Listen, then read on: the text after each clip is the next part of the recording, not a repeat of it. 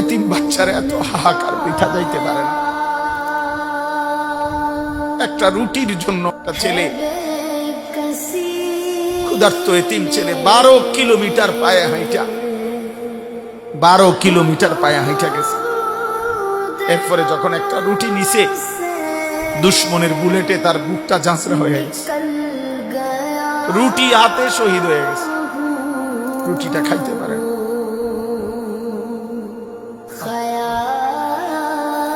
আমি ভাবছিলাম, আমি বলছিলাম কি জানেন, আমার বিবেক বলছে সেদিন ওই বাচ্চাটা রুটিটা নিয়ে যেন বলছে, আল্লাহ রে আল্লাহ, আমি ছোট মানুষ, আমি শুধু রুটিটা কেমনে খামো, ঝোলও নাই, তরকারিও নাই, কিচ্ছুই তো নাই, আমি এই শুকনা রুটিটা খামু কেমনে।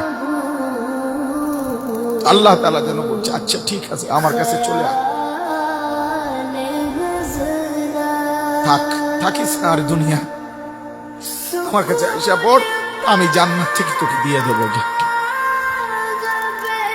আমার জান্নাতে অভাব নাই, আয় আয়সা, রুটিটা নিয়ে আয়সা।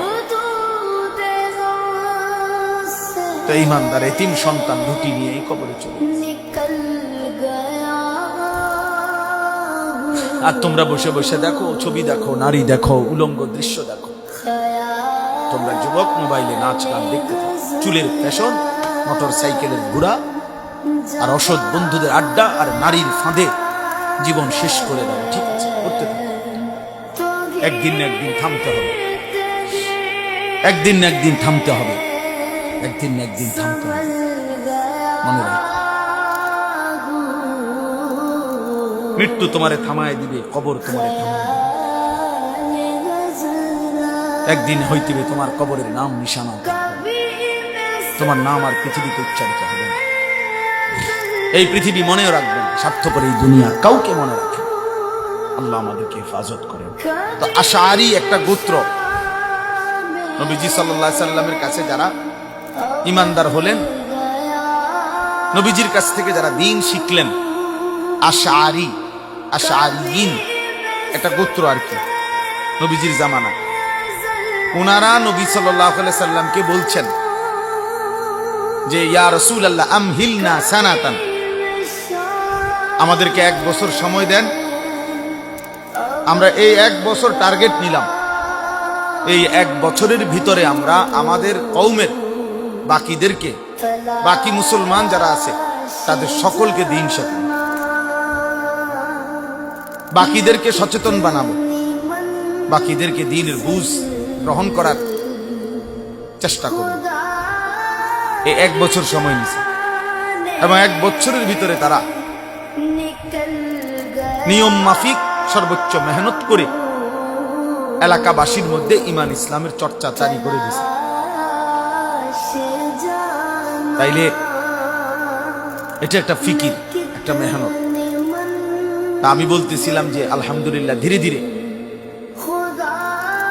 আস্তে আস্তে করে হলেও আপনাদের অঞ্চল থেকে, আশপাশের প্রতিটা গ্রাম থেকে 2-4-10 জন ছেলে, আপনাদেরই ছেলেরা হাফেজ হচ্ছে, আলেম হচ্ছে। সব আমি জানি আপনাদের এলাকার কোন এলাকার কি হালাত, আগে কি ছিল, এখন কি, কোন সময় কি, আমরা তো সব চোখের সামনে। কমপক্ষে গত 20 বছর তো আমি আমার চোখের সামনে, এই 20 বছর তো আমি জানি। 2004 সালে আমি নভেম্বর মাসে সোনাকান্দা মাদ্রাসায় চাকরিতে আসছি, নভেম্বরের 20 তারিখ চাকরিতে জয়েন করছিলাম। তো ওখানে তো আমি 11 বছর ছিলাম। 2015 সনে হজ্জের আগে আমি বিদায় নিয়েছিলাম। তখন আমাদের এই ছোট্ট মাদ্রাসা, যেটা কুমিল্লা ক্যান্টনমেন্ট ময়নামতি সাহেবের বাজার, 2016 সালের জানুয়ারি মাসের 6 তারিখ বুধবার ওই মাদ্রাসা উদ্বোধন হয়েছিল।